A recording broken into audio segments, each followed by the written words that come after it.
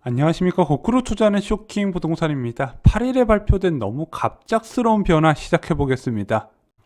자, 지난 금요일에 전해진 중요한 소식부터 전해드리겠습니다. 올해 분양 기대주인 서초구 레미안 원베일리지 3,000가구의 분양가가 책정이 됐습니다. 평당 5,669만원이 책정된 거예요. 그래서 한 언론에서는 단군 이래 최고가라고 평가를 하기도 했습니다. 이전 최고 분양가는요, 강남구는 4,750만원, 서초구는 4,891만원이었습니다.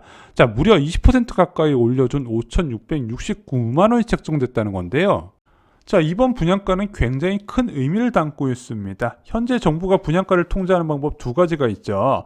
주택도시보증공사 허그를 통해서 고분양가 사업장의 심사 기준을 마련하고 그에 따라서 분양가를 억누르고 있어요. 자, 주변 시세가 아무리 올렸어도 주변 2km 이내에 분양했던 아파트가 있으면 그 분양가를 기준으로 과도하게 상승하지 못하도록 제어를 하고 있었습니다. 근데 이것만으로 고분양가 사업장을 제어하는데 한계를 느끼자 정부에서 민간택지 분양가 상한 제도를 꺼내든 거죠.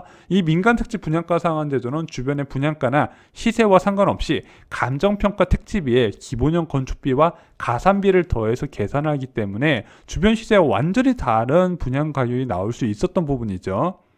자, 이 제도를 통해서 분양가 상승을 차단하고 재개발, 재건축, 투기 억제를 위해서 이 제도를 도입을 했었습니다. 자, 당연한 이야기지만 민간택지 분양가 상한제는 더 강한 분양가 통제 수단입니다. 실제 그렇게 나왔고요. 김영미 국토부 장관 시절에 민간택지 분양가 상한제를 적용됐던 강동구 벽산빌라는요, 그 전에 허그의 통보금액이었던 2,700만원대 초반보다 낮은 2,569만원의 분양가가 확정이 됐습니다. 원래 그러려고 만든 제도였던 거죠. 자, 이번에 원밸리가 왜 화제가 됐냐? 허그에서 제한했던 분양가보다 높은 분양가 상한제가 적용이 됐다는 부분이에요. 국토부 장관이 바뀌니까 분양가 상한제가 오히려 더 후퇴됐네, 이런 얘기가 나오는 겁니다.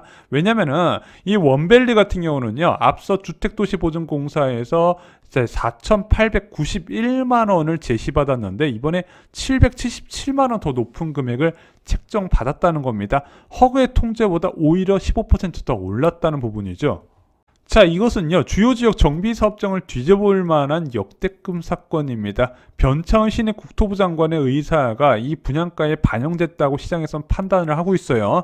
그러면은 강한 규제론자로 알려져 있는 이 신임 국토부 장관은 왜 이런 변화를 줬을까? 그리고 과연 이것이 문제는 없을까 한번 살펴보겠습니다. 자, 변창흠 국토부 장관이 분양가에 변화를 준 이유는 무엇일까요? 허그의 분양가 심사 기준은요, 주변 지역의 과거 분양가 기준입니다. 시세의 반영이 극히 제한이 돼 있죠.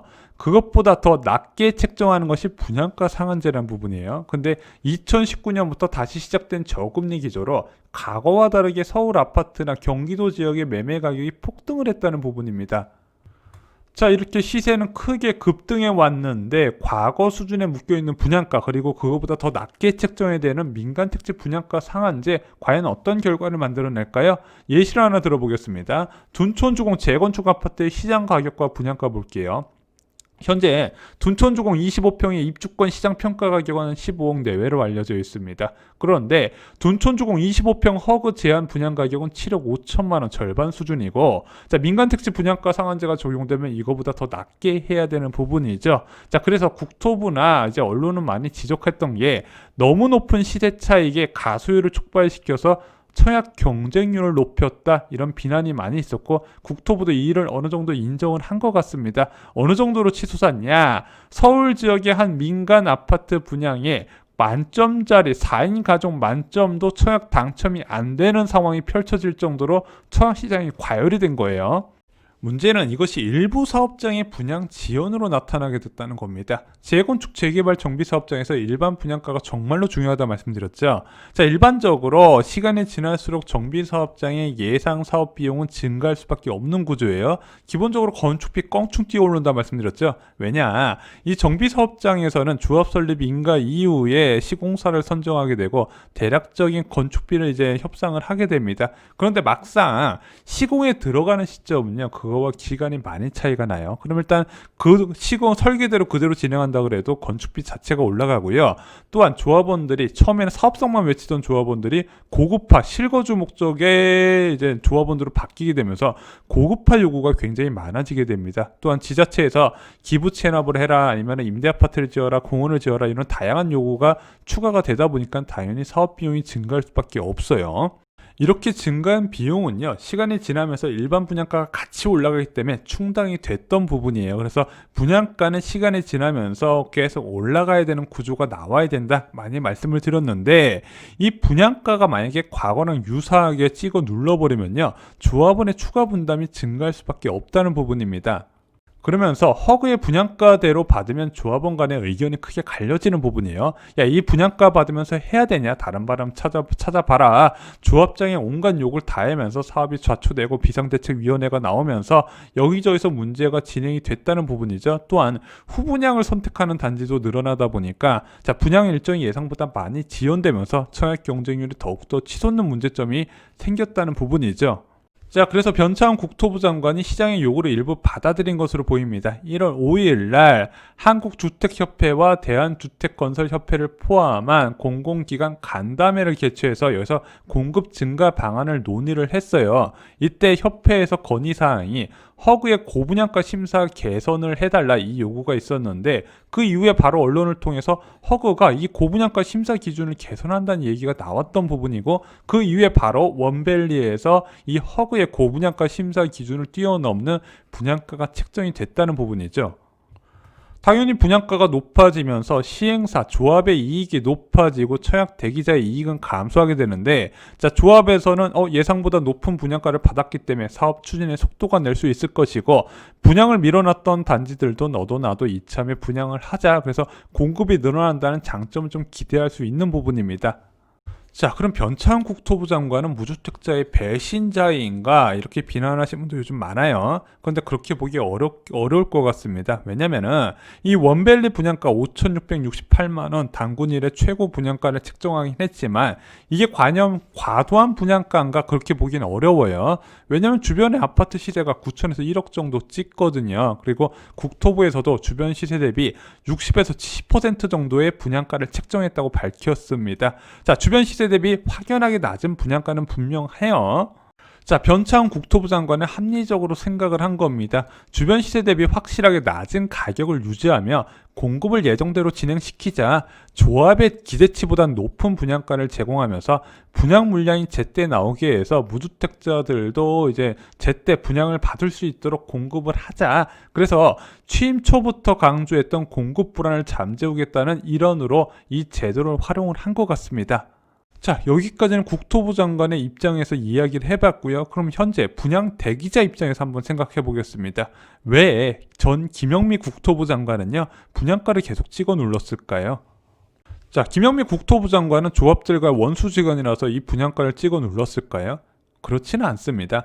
분양가가 높아지면 청약 대기자한테 발생하는 문제가 있어요. 먼저 분양가가 9억 초과하게 되면 특별 공급을 진행할 수가 없습니다. 자, 그런데 최근에 서울 아파트 시장에 큰 손으로 자리 잡은 30대, 40대 서울 아파트를 대거 매수하면서 가격을 끌어올리고 있죠. 근데 이런 식으로 분양가가 높아지면서 9억 초과하는 아파트가 많아지게 되면요, 30대, 40대 초반 분양 신청자의 당첨 가능성이 제로에 가깝게 됩니다.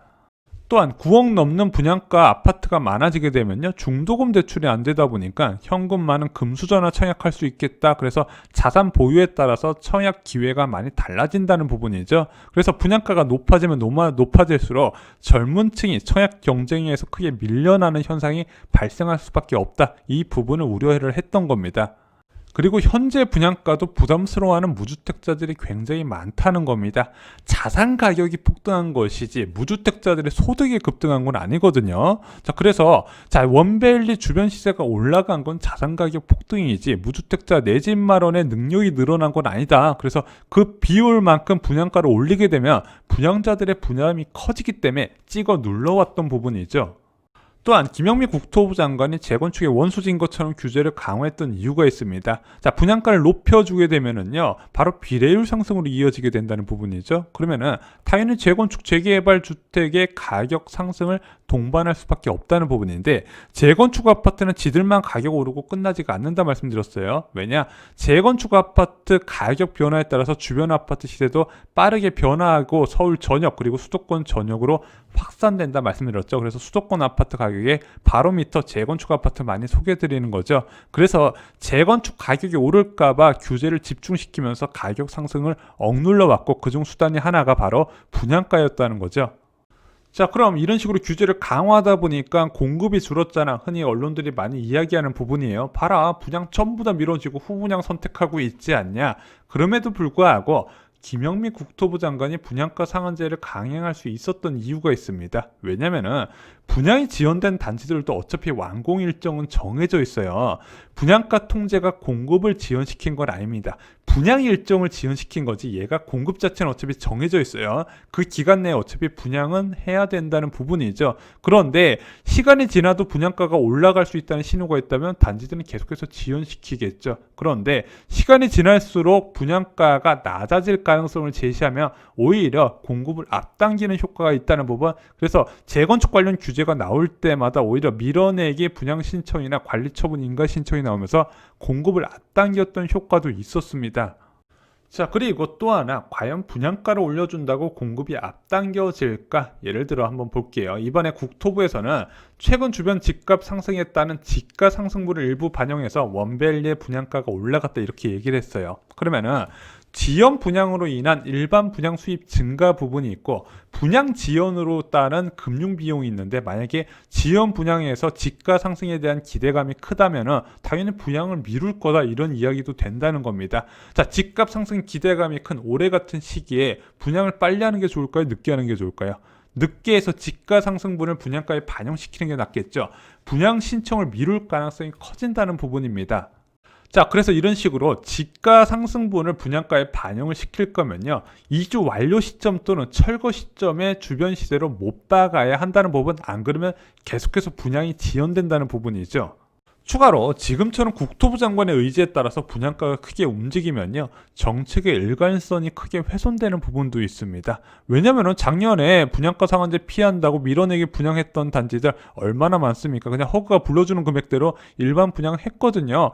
얼마나 화가 나겠습니까? 야, 조금만 기다리고 둔촌주공처럼 버티길 걸, 존버할 걸 그랬으면 이겼을 텐데. 근데 이렇게 기다렸다가 승리한 사례가 나오면, 야, 이거 완전히 그냥 밀어버리고 금융비용 내더라도 그냥 정권 바뀔 때까지 한번 기다려볼까, 이런 생각으로 공급 축소 부분도 생각할 수 있다는 부분이죠.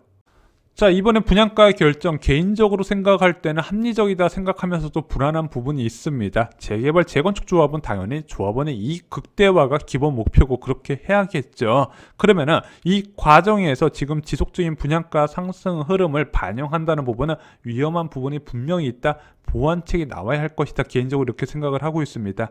자, 또 하나 우려스러운 거는 지금 분양 대기자들이 앞으로 분양가가 올라갈 수 있다는 공포감에 분양을 서둘리면서 공격적으로 청약을 넣는다는 부분, 그 부분도 좀 국토부에서 감안해야 되지 않느냐, 이렇게 생각을 하고 있습니다. 좋아요, 구독, 공유 꼭 부탁드립니다. 감사합니다.